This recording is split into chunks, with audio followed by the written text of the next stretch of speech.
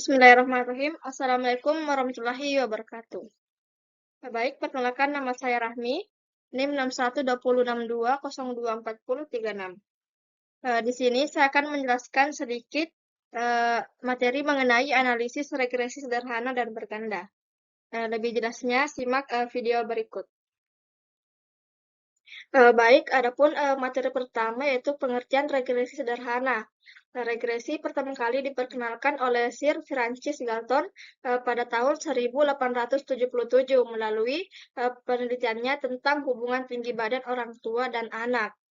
Konsep ini kemudian berkembang menjadi metode statistik untuk menganalisis hubungan antar variabel. Salah satu bentuknya adalah regresi linear sederhana, yaitu metode yang digunakan untuk mengetahui hubungan antara satu variabel bebas atau X dan satu variabel terikat, yaitu Y, dengan asumsi bahwa perubahan pada X akan diikuti oleh perubahan pada Y secara linear atau membentuk garis lurus.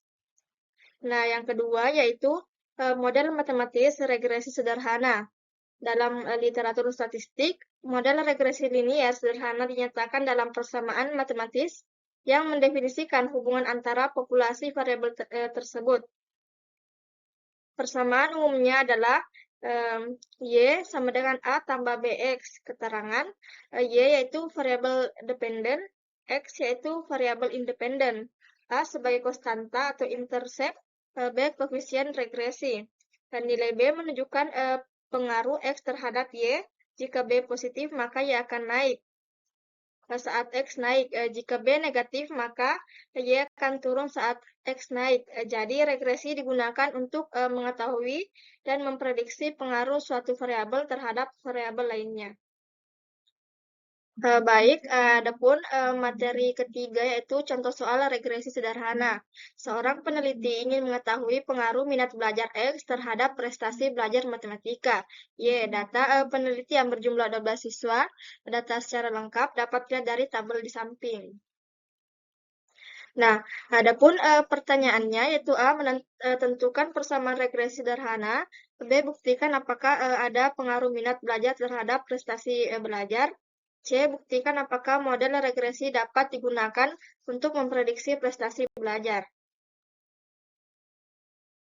Adapun materi keempat yaitu contoh soal regresi sederhana. Jawaban pertanyaan A dan B. Yang pertama itu membuat hipotesis penelitian H0 dan H1. H0 tidak ada pengaruh minat belajar terhadap prestasi belajar matematika. H1 ada pengaruh minat belajar terhadap prestasi belajar matematika. Yang kedua yaitu membuat hipotesis statistik H0, beta sama dengan 0, H1, beta tidak sama dengan 0. Yang ketiga yaitu menentukan taraf signifikansi. Taraf signifikansi A sama dengan 5%. Yang keempat yaitu menentukan ujian digunakan regresi linear sederhana. Yang kelima yaitu kaidah pengujian jika T hitung lebih besar T tabel, maka H0 ditolak. Jika T tabel lebih kecil sama dengan T hitung lebih besar T tabel, maka H0 diterima. Yang keenam yaitu menentukan persamaan regresi. Nah, yaitu yang pertama yaitu membuat tabel penolong di samping. Nah, yang kedua itu menghitung nilai konstanta A dan B. Adapun cara pengerjaannya itu yang pertama, adapun rumusnya itu B sama dengan N sigma X Y dikurang sigma X dikali sigma Y per N sigma X kuadrat dikurang sigma X dikuadratkan. Hasil dari rumus ini kita ambil dari tabel tersebut. Nah, cara kerjanya itu 12 kita kalikan terlebih dahulu di dalam kolom, lalu menghasilkan 6.400. Yang di bawah kita kalikan juga terlebih dahulu di dalam kolom, sehingga menghasilkan 7.691, sehingga hasilnya 0,832. Adapun yang kedua yaitu A sama dengan sigma Y dikurang B dikali sigma X per N. Sigma X-nya yaitu 1000, B-nya kita ambil dari hasil di atas yaitu 0,832, dan hasil dari sigma X kita ambil dari tabel penolong. Per N-nya sama dengan 12. Cara kerjanya itu kita kerja di dalam kolom kurung tersebut, yaitu 0,832 kita kalikan dengan 917, lalu kita kurang dengan 1000, hasilnya 236,926. 12-nya kita pindahkan, lalu kita bagi menjadi 12, hasilnya 19,744. Nah, yang ketiga yaitu C, persamaan regresi linear sederhana. 10, 7, 5, 90 Y sama dengan alfa tambah BX 11, 65, 75 Y sama dengan 19,744 tambah 0,832 X. Selanjutnya, 7 menentukan nilai korelasi. Yang pertama yaitu membuat tabel penolong di samping, seperti yang ada di gambar. Nah, itu nilai koefisien korelasi R. Adapun rumusnya yaitu N dikali sigma XY dikurang sigma X dikali sigma Y per akar N sigma X kuadrat dikurang sigma X dikuadratkan N sigma Y kuadrat dikurang sigma Y dikuadratkan. Nah, hasil dari rumus ini kita ambil dari tabel penolong ini. Caranya kita kalikan terlebih dahulu di dalam kurung sehingga menghasilkan nilai 0,816. Jadi hubungan antara minat belajar X dan prestasi belajar matematika Y sebesar R sama dengan 0,816. Yang menunjukkan hubungan kuat dan positif, artinya semakin tinggi minat belajar siswa, semakin tinggi pula prestasi belajar matematika. Adapun yang ke-8 yaitu menentukan T-hitung dan T-tabel. Yang pertama yaitu menghitung nilai T-hitung. T-hitung yaitu rumusnya R akar N dikurang 2 per akar 1 dikurang R dikuadratkan. Adapun nilai dari R-nya itu 0,816, N-nya sama dengan 12, 2-nya kita kasih turun, lalu satunya kita kasih turun, lalu R-nya itu nilainya 0,816 dikuadratkan. Cara kerjanya 12 kita kurang 2 sama dengan 10. Lalu kita mencari akar 10, lalu kita kali dengan 0,816 sehingga menghasilkan 2,580. Lalu per 0,816 kita kuadratkan, lalu kita kurang 1, hasilnya 0,578. Kita bagi, hasilnya menjadi 4,463. Yang kedua itu menunjukkan nilai T-tabel. T-tabel yaitu taraf signifikansi A sama dengan 5%, yaitu 0,05 karena uji dua pihak atau two-tails, maka nilai A dibagi 2 sama dengan 0,05 dibagi 2 sama dengan 0,025 dBn dikurang 2, yaitu 12 kurang 2 sama dengan 10, sehingga T A dB sama dengan T 0,025 10. Adapun yang terakhir itu menarik kesimpulan, yaitu T-hitung sama dengan 4,463, T-tabel yaitu sama dengan 2,228. T-hitung lebih besar T-tabel, maka H0 ditolak, artinya ada pengaruh minat belajar terhadap prestasi belajar matematika. Adapun jawaban pertanyaan C yaitu yang pertama itu membuat hipotesis penelitian H0 model regresi linear sederhana tidak dapat digunakan untuk memprediksi prestasi belajar yang dipengaruhi oleh minat belajar. K1, model regresi linear sederhana dapat digunakan untuk memprediksi prestasi belajar yang dipengaruhi oleh minat belajar. Yang kedua yaitu membuat hipotesis statistik H0, beta sama dengan 0, H1, beta tidak sama 0. Yang ketiga itu menentukan taraf signifikansi. Taraf signifikansi A sama dengan 5%. Yang keempat yaitu kaidah pengujian. Jika F hitung lebih besar F tabel, maka H0 ditolak. Jika F hitung lebih kecil sama dengan F tabel, maka H0 diterima. Yang kelima itu menentukan F hitung dan F tabel. Itu yang pertama itu menghitung jumlah kuadrat regresi RJK res, RJK reg A, yaitu RJK reg A, rumusnya itu sama dengan sigma Y kuadrat per N. Sigma Y kuadratnya, sigma Y-nya itu bernilai 1000, N-nya sama dengan 12. Lalu cara kerjanya itu 1000 kita kuadratkan, lalu kita bagi 12, hasilnya 8,333,330. Yang kedua itu menghitung jumlah kuadrat regresi RJK reg A B per A. JK reg A B per A sama dengan B sigma XY dikurang sigma X dikali sigma Y per N.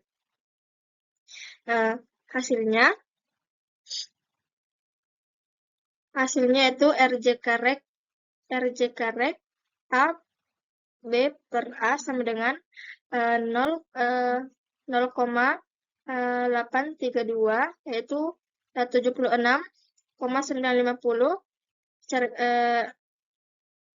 Sigma X-nya yaitu 917, lalu sigma Y-nya yaitu 1000, lalu N-nya adalah 12. Cara kerjanya kita kalikan di dalam kurung tersebut, lalu hasilnya yaitu 44,3,809. Yang ketiga itu menghitung jumlah kuadrat residu RJK res. RJK res rumusnya yaitu sigma Y kuadrat dikurang RJK reg A B per A ditambah RJK reg A. Rumusnya, hasilnya yaitu sigma Y kuadratnya yaitu 84.000. Lalu RJK reg A B per A-nya yaitu 44,3,809 ditambah RJK reg A-nya yaitu 8333,330, sama hasilnya yaitu 22,858. Lalu D yaitu menghitung rata-rata jumlah kuadrat regresi RJK res A. RJK res A sama dengan RJK reg A sama dengan hasilnya 83333,330. Bagian E itu menghitung rata-rata jumlah kuadrat regresi RJK res A B per A. Hasilnya yaitu 443,309. Bagian F yaitu menghitung rata-rata jumlah kuadrat residu RJK res, yaitu RJK res sama dengan RJK res per N kurang 2. Nilai RJK resnya itu 22,858, lalu N-nya sama dengan 12. Cara kerjanya itu 12 kurang 2, lalu hasilnya 10, lalu kita bagi dengan hasil yang di atas sehingga menghasilkan 22,286. Bagian G itu menghitung F hitung. Caranya yaitu F hitung RJK reg A B per A per RJK res. Hasilnya kita bagi, lalu hasilnya menjadi 19,914. Yang bagian H itu menentukan nilai F-tabel. F-tabel yaitu taraf signifikansi A sama dengan 5% sama dengan 0,5 karena uji dua pihak atau totals. dB-nya itu sama dengan itu dB istilah dari derajat kebebasan n kurang 2 yaitu sama dengan n-nya sama dengan 12 lalu kita kurang 2 sama dengan 10. Pembilang sama dengan 1 dan penyebut dB sama dengan 10 sehingga FADB sama dengan F 0,05 dikali 10. Hasilnya 4,960. Dan terakhir yaitu menarik kesimpulan F hitung sama dengan 19,914 F tabel yaitu 4,960. F hitung lebih besar F tabel maka H0 ditolak. Artinya model regresi linear sederhana dapat digunakan untuk memprediksi prestasi belajar yang dipengaruhi oleh minat belajar. Adapun materi kedua itu tentang pengertian regresi berganda, yaitu regresi linear berganda adalah metode statistik yang digunakan untuk mengetahui pengaruh dua atau lebih variabel bebas X terhadap suatu variabel terikat atau Y. Analisis ini bertujuan untuk menguji apakah variabel bebas berpengaruh signifikan terhadap variabel terikat serta digunakan untuk memprediksi perubahan pada variabel Y berdasarkan perubahan pada variabel X.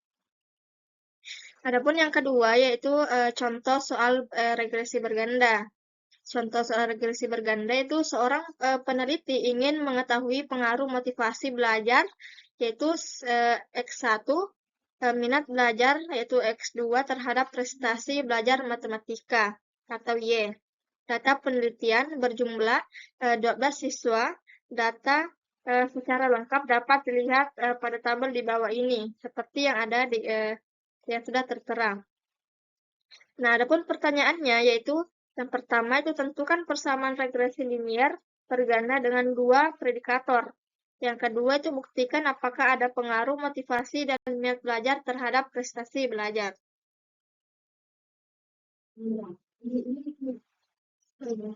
Baik, adapun contoh soal regresi berganda, yaitu jawabannya itu membuat hipotesis penelitian H0 dan H1. H0 itu tidak ada pengaruh motivasi dan minat belajar terhadap prestasi belajar matematika. H1 yaitu ada pengaruh motivasi dan minat belajar terhadap prestasi belajar matematika. Yang kedua itu membuat hipotesis statistik H0 beta sama dengan 0, H1 beta tidak sama dengan 0. Yang ketiga itu menentukan taraf signifikansi. Taraf signifikansi A sama dengan 5%. 4 itu menunjukkan ujian digunakan regresi linear berganda atau dua predikator. Yang kelima itu kaidah pengujian jika F hitung lebih besar F tabel maka H0 ditolak. Jika F hitung lebih kecil sama dengan F tabel maka H0 diterima. Yang keenam itu menentukan persamaan regresi linear berganda. Yang pertama itu membuat tabel penolong. Cara mendapatkan nilai X1 Y yaitu caranya kita kalikan dengan X1 dengan Y hasilnya 6.000 dan begitu pula seterusnya. Yang kedua itu memasukkan nilai statistik ke rumus yang digunakan. Nah, adapun yang pertama itu rumusnya sigma X1 kuadrat dikurang sigma X1 dikuadratkan per N. Hasil dari sigma X1 kuadrat yaitu 60.175 dan sigma X1 dikuadratkan yaitu 845 dikuadratkan atau lalu N-nya itu 12. Cara kerjanya itu kita kuadratkan terlebih dahulu lalu hasilnya kita kurang dengan 60.175, lalu kita bagi 12 sehingga menghasilkan 672,917. Dan begitu pun seterusnya sampai nomor 8. Bagian C itu menentukan nilai konstanta B1, B2, dan A. Nilai konstanta B1 rumusnya yaitu sigma X1 sigma X2 kuadrat dikali sigma X1Y dikurang sigma X1 X2 dikali sigma X2Y per sigma X1 kuadrat dikali sigma X2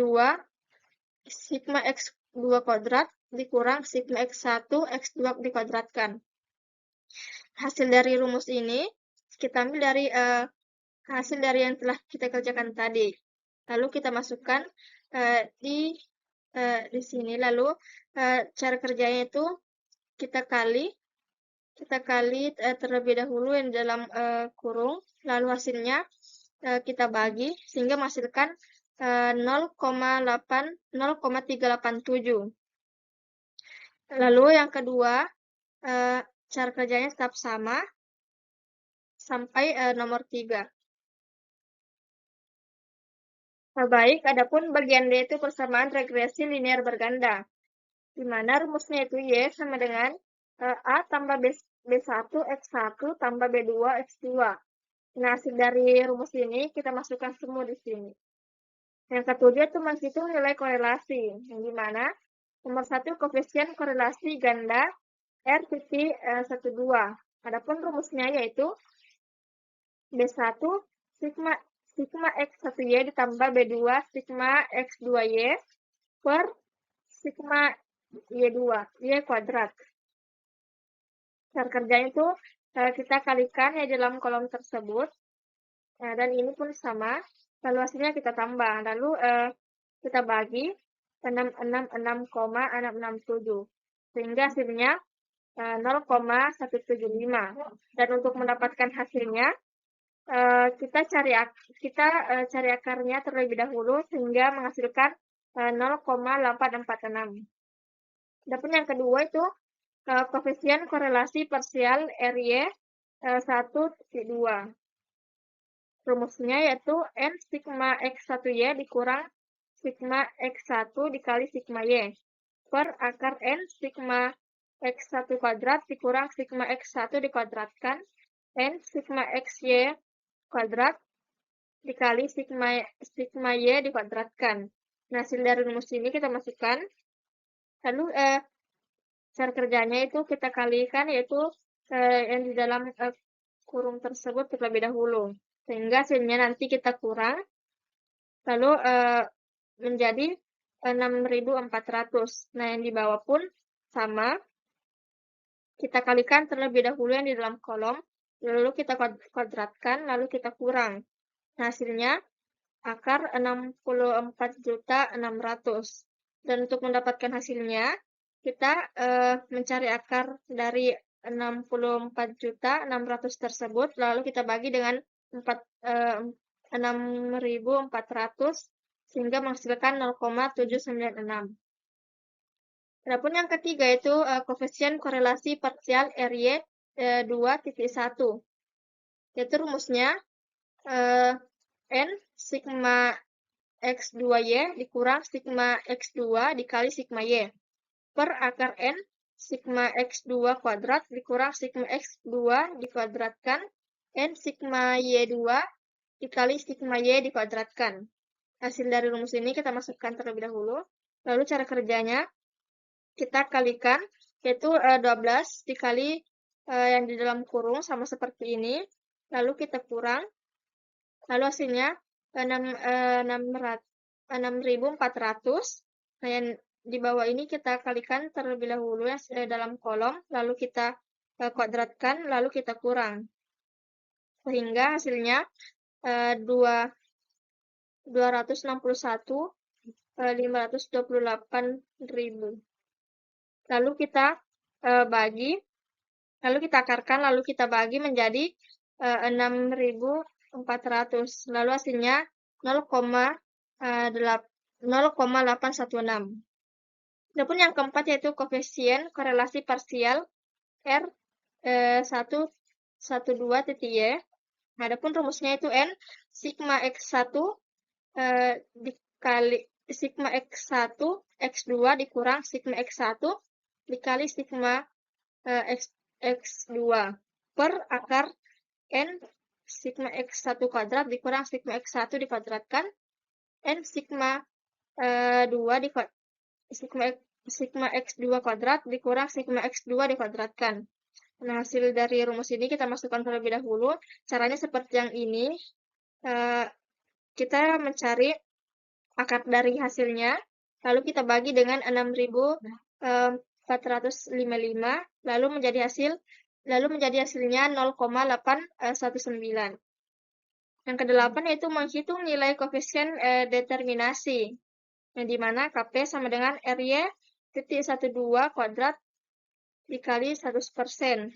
Yang kedua itu KP sama dengan 0,864 dikuadratkan dikali 100% sama dengan 71,55%.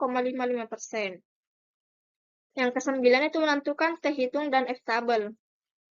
Yang pertama yaitu menghitung nilai F hitung. Adapun rumusnya itu RY.12 dikuadratkan dikali N dikurang M dikurang 1 per M dikali 1 kurang RY.12 kuadrat. Dengan N sama dengan jumlah sampel, M itu jumlah variabel bebas, R-nya itu koefisien korelasi ganda. F hitung, yaitu hasilnya, sudah rumus ini kita masukkan, lalu kita kalikan terlebih dahulu yang di dalam kolom, lalu kita kali, setelah itu kita bagi, sehingga hasilnya yaitu, lalu hasilnya kita bagi, sehingga menghasilkan 11,316. Yang kedua itu menentukan nilai F tabel. Itu F tabel atau taraf signifikansi A sama dengan 5%, sama dengan 0,05 karena uji dua pihak, sedangkan dB-nya sama dengan N dikurang M dikurang 1 sama dengan dB-nya sama dengan 12, N-nya sama dengan 2, M-nya sama dengan 1. Lalu kita kurang sehingga menjadi 9. Pembilangnya M, pembilang sama dengan 2, dan penyebutnya dB sama dengan 9, sehingga FA M dB sama dengan F 0,05 dikali 2,9 sama dengan hasilnya 4,260. Yang 10 itu menarik kesimpulan, yang dimana F hitung sama dengan 11,316, F tabelnya itu sama dengan 4,260. F tabel lebih besar F tabel maka H0 ditolak, artinya ada pengaruh motivasi dan minat belajar terhadap prestasi belajar matematika. Baik, adapun kesimpulan dari materi yang telah saya bawakan tadi, yaitu analisis regresi adalah metode statistik yang digunakan untuk mengetahui hubungan dan pengaruh variabel bebas terhadap variabel terikat. Regresi membantu peneliti melakukan prediksi, menguji hipotesis, dan mengambil keputusan berdasarkan data. Analisis regresi terdiri dari regresi sederhana yang melibatkan suatu variabel bebas dan regresi berganda yang melibatkan dua atau lebih variabel bebas untuk menjelaskan pengaruhnya terhadap variabel terikat. Baik, mungkin itu saja yang sempat saya sampaikan. Kurang dan lebihnya mohon dimaafkan. Saya akhiri ucapan wassalamualaikum warahmatullahi wabarakatuh.